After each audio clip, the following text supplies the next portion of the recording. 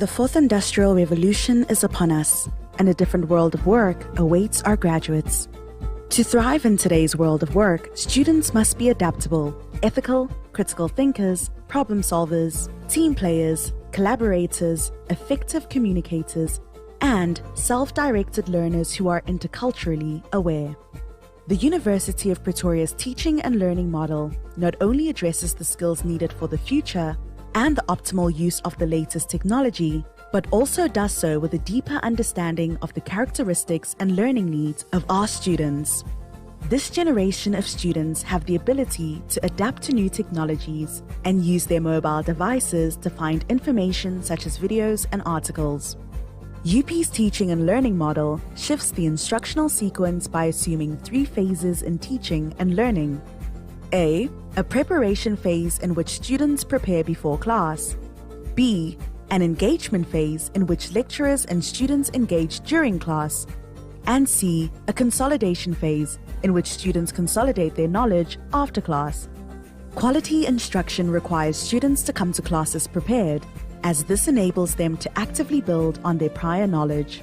By creating an environment for independent preparation, you as a lecturer will support them in becoming self-directed, lifelong learners. It is therefore essential to provide detail to students on how to prepare for each class in your study guide as well as on ClickUp.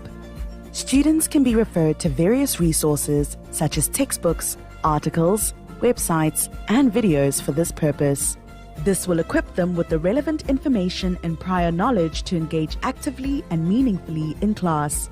It would be of great value to let your students engage in a meaningful activity or short assessment task before each class. Assessment tasks or activities may take the form of a short ClickUp test, an in-video assessment, or the creation of a mind map, to name a few examples. Assessments before class provide valuable information for lecturers and feedback to students on their own progress and level of understanding.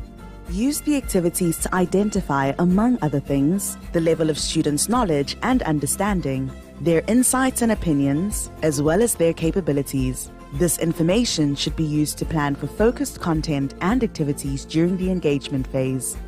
Although the new generation of students seek information independently, they want human interaction and opportunities to discuss their views and apply their knowledge. If students come to class prepared, the class time can be used more effectively. Inquiry-led teaching enables students to consider, communicate, apply, and justify their ideas. It motivates students, stimulates critical thinking, and creates opportunities to develop a deeper understanding of concepts. The use of the Clicker app allows students to actively engage even in large classes. When you arrange a virtual class via Blackboard Collaborate, students can use the polling tool and raise their hands to engage in class. The real-time feedback from the Clicker app or the polling tool enhances student engagement and participation and allows lecturers to identify and address misunderstandings. The University of Pretoria's teaching and learning model offers students the best of both worlds, online and contact, and will allow them to succeed at university and in life beyond university.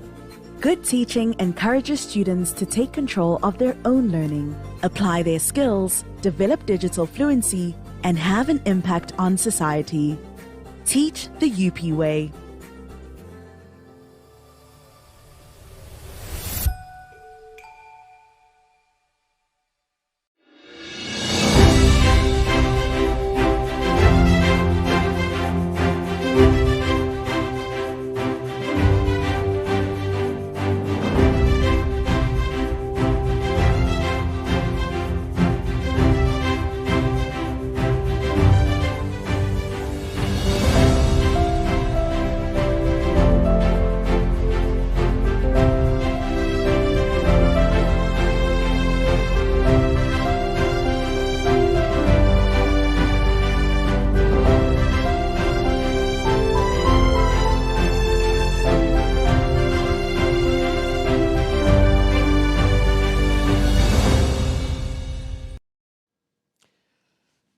Good evening, colleagues, ladies and gentlemen.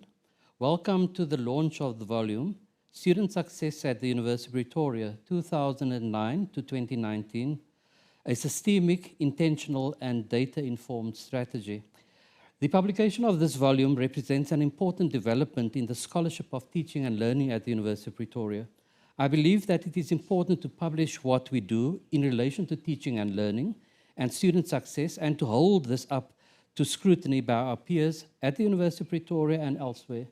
My belief is, I believe that it's only in this manner that we will constantly and continuously up our game. If we expose our work to the scrutiny of others, they can, on the one hand, they can possibly learn from good practice at the university. On the other hand, they can point out certain weaknesses and bring that to our attention so that we can improve the quality of instruction at the University of Pretoria. Colleagues, I want to, before I'm going to hand over to the first speaker, I would want to make use of this opportunity to indicate or to thank the people who have contributed to the book that will be launched this evening.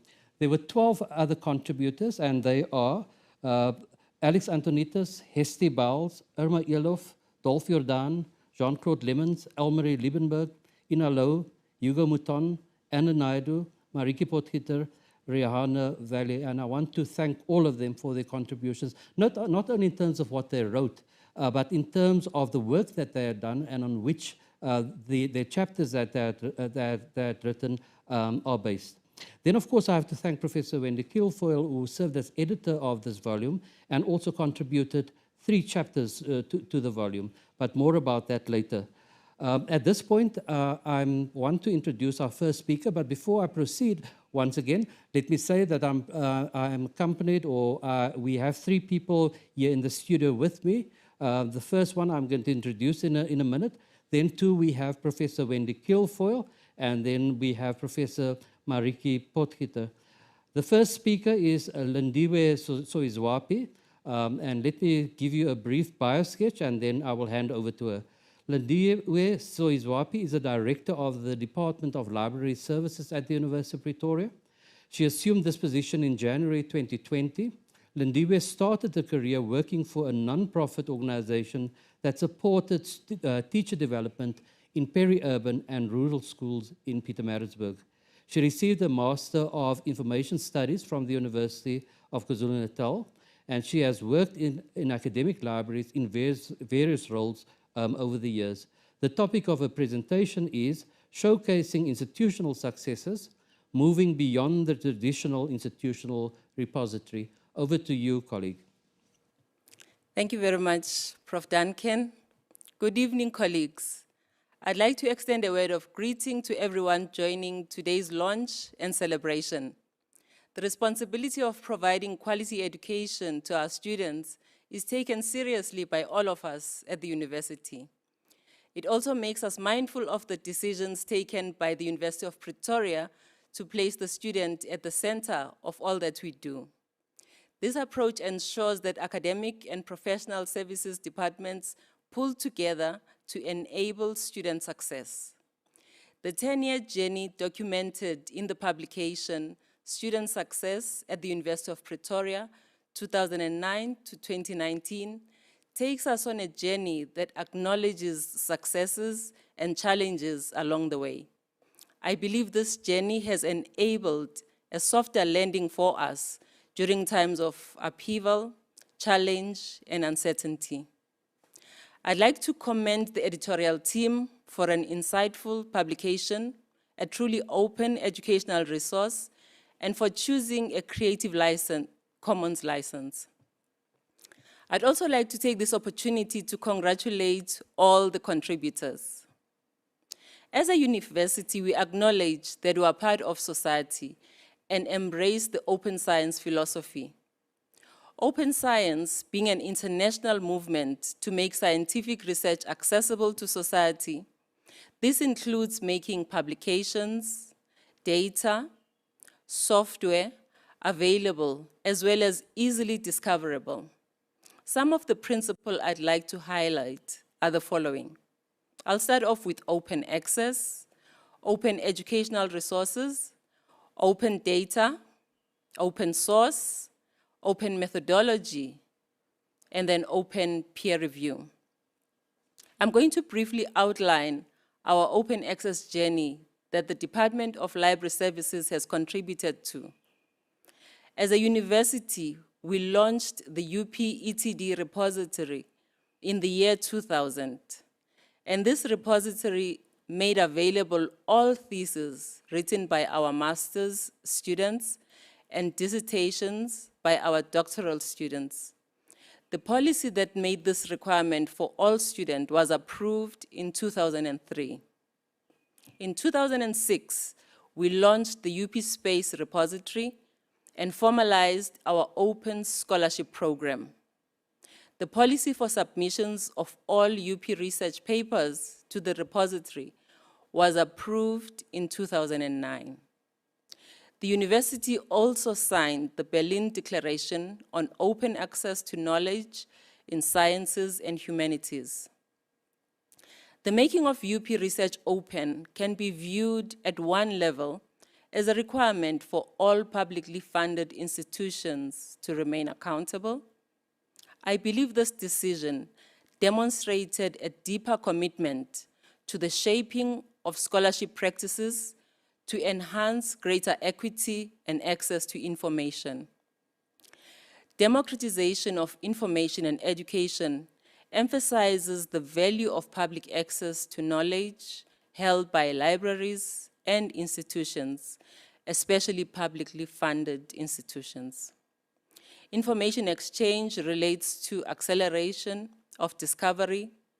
It's about making scholarship findable and shareable through open, interoperable metadata and long-term preservation. The Open Scholarship Unit was set up within the library to drive our open access initiatives at the university.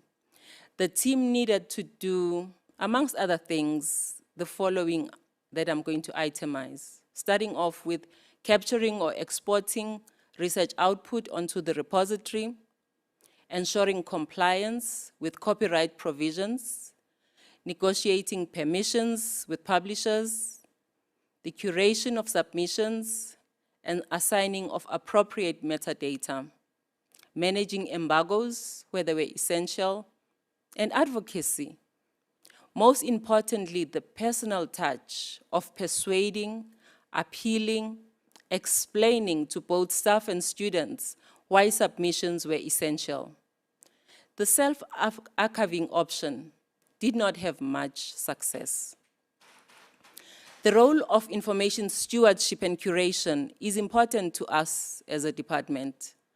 Our repository has fared well, and over the years gained reputation as being a trusted repository. It's well regarded in the Webometrics rankings for institutional repositories. We were conscious that the Webometrics focused exclusively on research outputs. Now, coming back to institutional interests. When re-examining institutional interests, it became important to us to extend the showcasing happening through the UP Space repository. So working with colleagues from Education Innovation Department, we now have a growing collection of over 2,500 items that showcases scholarship of teaching and learning. These publications include chapters in books, conference papers, research articles, as well as teaching and learning annual reports. We were intentional about extending the types of collections hosted on the repository. They were extended to include unique content and collections with a wide coverage. I'll just mention a few of these collections. The first one being the Architecture Archive. And one example I'm going to just mention is aerial photographs that are part of this Architecture Archive. The Early South African Legal Sources is another collection. We also contributed to the Internet Archives. There's another collection on that. Anthropological and archaeological collections. The UP Arts collection is also hosted there. And manuscripts, inventory lists, and publications from special collections. So the greater adoption of open educational resources on campus will provide added opportunity for additional resources for us to showcase on this platform. The in-house publishing of open textbooks is another road worth exploring, and today's celebration points to that. Out of a total of 72,000 items currently in our UP Space repository, only half is made up of research produced within the institution, and we call that research that matters. The other half is made up of valuable content that we freely make available and share. Our decisions are not driven by rankings of institutional repositories. We believe in showcasing what we do as well as sharing valuable collections.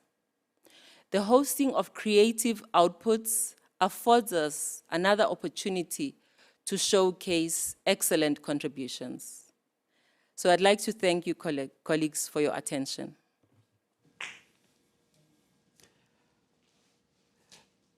Thank you so much, Lindiwe, for that very instructive presentation. And I suppose it will make it easier for Professor Wendy Kilfoyle now to speak to us about the genesis of the volume that we are launching this evening. Colleagues, let me introduce Professor Kilfoyle. Professor Wendy Kilfoyle was the Director of the Department for Education Innovation from 2008 to 2018. Working initially with Professor Ntabisenga Gude as the Vice Principal Teaching and Learning, and subsequently with me, she helped to implement a comprehensive and integrated approach to student success at UP. Professor Kilfoyle also strongly supported the use of data analytics to make informed decisions about which interventions would be most likely to change students' trajectory at the university. And of course, Wendy played a leading role in the production of this, of the publication that we are launching this evening. I think she spent many, many hours chasing up all of us contributors and conceptualizing the project. And for that, I once again wish to thank her. Over to you, Professor Kilfoyle. Thank you, Professor Duncan. It's my pleasure to introduce you to the people who contributed to this publication, which is a series of case studies spanning 2009 to 2019, focusing on the evolution of key elements that integrate to form a systemic approach to student success. We have not published sufficiently on our work in this field, which is understandable given the busy lives the various contributors lead, as evidenced by the effort it took to bring this publication to the finish line. Academics always care about the success of their students. It is clear, however, that student success is about more than marks, and that the whole university needs to be involved to address students' realities holistically. Leadership is core to ensuring a systemic approach. The intentional development and integration of student success initiatives was led by the Vice Principal Teaching and Learning. There was unfortunately a hiatus after she left before Professor Duncan was appointed as Vice Principal Academic. From that time, the approach has made significant strides, including the establishment of a data analytics committee, the Fly at UP campaign, and the Work Readiness and Entrepreneurship Initiative, all reported in this publication.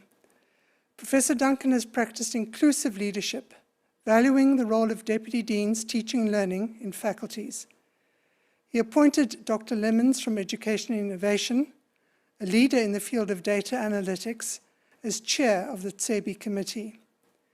He took the message of student success being everyone's business to faculties and support departments with a series of roadshows. I acknowledge Professor Duncan as the author of the chapter on leadership. The university's data analytics capacity developed over more than a decade before it became prominent in the Vice Principal's integrated student success efforts. The chapter reflects on the development since, mainly the work of Dr. Lemons, Mr. Mouton, and Mr. Jordan. the synergy between education innovation leaders, and institutional research, between education innovation and information technology services, and between education innovation and the faculties was a critical success factor in what has been developed. I acknowledge their contribution to this publication. We need to acknowledge as well the role of the Kresge Foundation and Siphumelele to the development of our capacity with data, as well as funding from the Teaching Development Grant and later the University Capacity Development Grant to pilot crucial software and set up national and international networks. The synergy between EI and faculties extended to tutoring, already established at the start of the decade, covered by the publication. We appreciate the financial support from the Teaching Development Grant and the University Capacity Development Grant to expand and refine tutoring and mentoring at the university. UP was the first university nationally to start academic advising, right from the start of the integrated student support initiatives. When she joined Education Innovation, Professor Anna Naidu consolidated and professionalized faculty student advising through forming a community of practice, and I acknowledge her contribution to the publication. Once again, the DHET grant enabled the piloting and establishment of this key activity. If one draws a systems diagram, the most connected people in the student success ecosystem are the faculty student advisors. I've already mentioned the trust that Professor Duncan has in the Deputy Dean's teaching and learning. They develop teaching in their faculties and drive the student success and data initiatives. I would like to acknowledge Professor Mariki Potgieter, previously Deputy Dean in the Faculty of Natural and Agricultural Sciences, and Dr. Ina Lowe, the Education Innovation Consultant for that faculty, for their contribution on staff development to support student success. About halfway through the decade, Professor Duncan launched the idea of what students could do to ensure their own success, including making the best use of support provided in terms of tutors and advisors.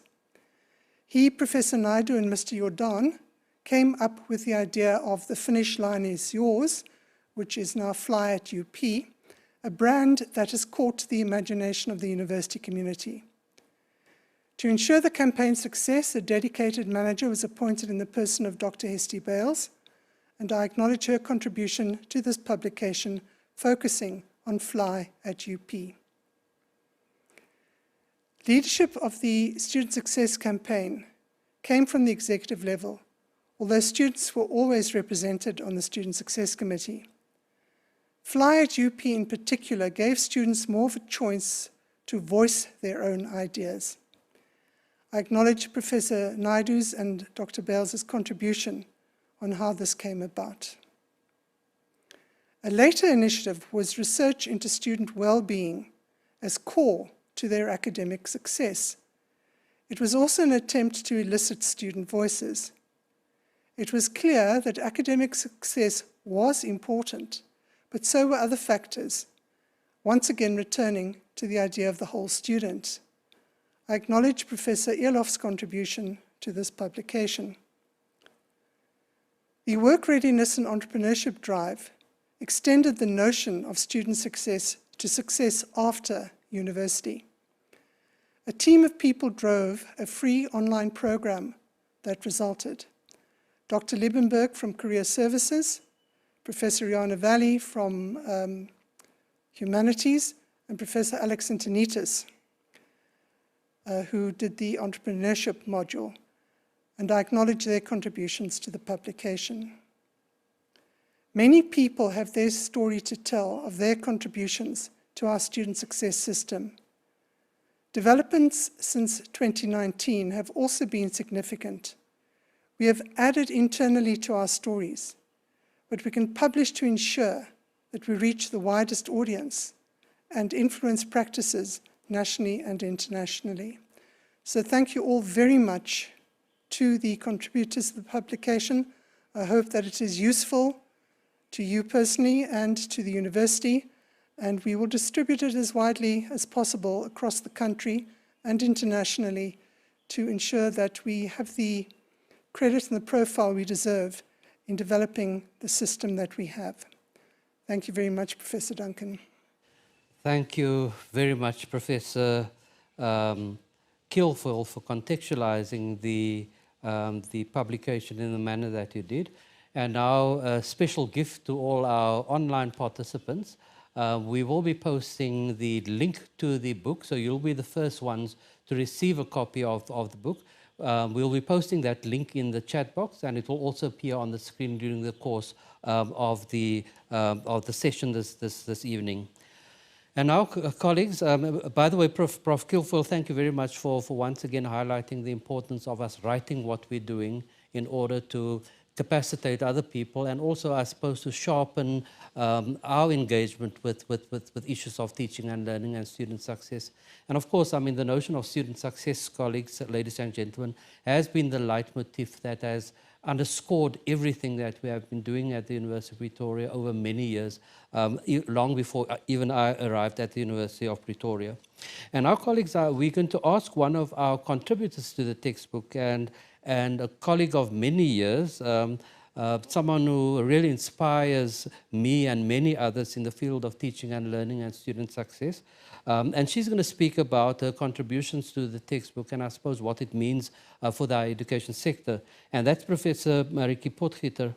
Professor Marieke Potgieter holds a PhD in bioorganic chemistry from the University of Illinois in the USA. She is an emeritus professor in the Department of Chemistry and is a former Deputy Dean Teaching and Learning in the Faculty of Natural and Agricultural Sciences at the University of Pretoria. She is currently employed in the Office of the Dean of the Faculty of Natural and Agricultural Sciences as consultant and manager of special projects. Professor Potgieter's research focuses on effective instruction and student success in tertiary science. She is a recipient of several national and international awards for teaching and research excellence. Over to you, Professor Potgieter. Thank you very much, Professor Duncan. We celebrate today the remarkable journey of an institution that places the student at the core, at the heart of all its academic activities. The University of Pretoria is intentional. And student success in tertiary science. She is a recipient of several national. As I said, the University of Pretoria is intentional about ensuring that each student, as far as possible, realizes their goals and leave the university ready to actualize their full potential in the world of work and the world at large. This publication is testimony to the visionary and inclusive leadership of the Vice Principal, Professor Duncan, who understood the need for intentionality, for organizational structure, and for empowerment of leaders at all levels to achieve this goal. It is a testimony to the myriad of other role players as well: student advisors, data analysts, education consultants, lecturers, tutors, mentors, academic administrators, student support services, and many more. This team worked tirelessly with the common goal of unlocking the wealth of human potential embodied in our students for the benefit of everyone, including our beloved country, South Africa. Characteristic of this student success movement, I'm really tempted to call it a movement, not an initiative or a campaign, as it is described in this monograph, was that UP never considered the job done. We could never rest on our laurels. For each problem solved, there was another challenge to be addressed. UP had to keep innovating, improving, scaling. And as we launch this publication today of the organic evolution of a student success ecosystem over the decade 2009 until 2019, we realize that now, more than ever, the job is really not done. In 2020, the COVID pandemic changed the tertiary education landscape forever. The pandemic has done serious damage, not only to student preparedness, but to staff well-being as well. And it may take some time to fully debrief and reboot. But I'm deeply convinced that this organization, this ecosystem, has in itself the makings to achieve the dream again, as testified to by this publication. And as Professor Duncan said in the preface, the university arrived at a contextual and mature system of student success. All activities are now intentional and coordinated. The stage is set to deal effectively with the post-pandemic reality of working towards and achieving student success. So congratulations on a job well done. Congratulations to Professor Duncan for your vision, your persistence, your leadership, and your passion for student success. Congratulations to Professor Kilfoyle on your contribution and your big job as editor. We see your fingerprint in the high standard of writing. I can personally testify to your meticulous attention to detail in grammar and editing. Perhaps less obvious at a first glance is the important conceptual contribution that you have made as well. Thanks to every contributor for your careful description of the many facets of student success and what you have learned along this journey. This is indeed an account from which other tertiary institutions will certainly benefit. Thank you to our keynote speaker, Ms. Lindiwe Soyezwapi, from the Director of Library Services. You inspired us with your appeal to partner with the library to showcase institutional successes. And lastly, thanks to our audience for participating in this event virtually, and to Louis Klute Productions for facilitating it. This brings us to the end of tonight's proceedings. Good night.